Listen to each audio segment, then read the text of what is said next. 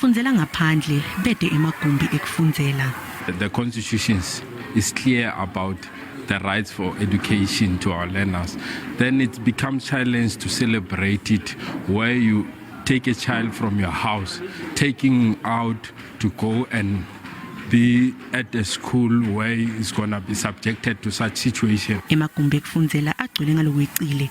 Bafundzi kulesikolwa bangitulu kwe-400 ligumbi ngalinye linebafundzi labasemkhatsini kwe-40 kuya ku-55 likwenda ukuthi kube madima kubothishela kuhamba nabafundzisa. Lana esikoleni overcrowding since 2019 sayenza sure ukuthi sibhalela i-department incwadi to tell them ukuthi no sinenkinga concerning overcrowding, and kwagcina lapho i-Department of Labor ivala na 2 yama-classes labe yangase right. Currently we need about 8 mobile classes to accommodate our learners so that we avoid the overcrowding.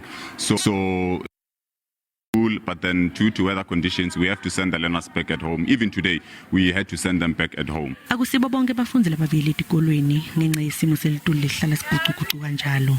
I-department yasazi isimo salapha esikoleni kungumanje sibuketa inhlelo ukuthi singakhona ukubancedisa njani. Sizosebenza kanye ne-school governing board sithole ama-additional mobile classes lapha esikoleni sisabheke ukuthi singabanceda kanjani ngokuphelele. Nanobe Batali bavuma ukuthi kube nemagumbi lapho mahamba nendlwane labatawusitha kwesikhashane lesikolwa sona sisadinga ukuthi silungiswe.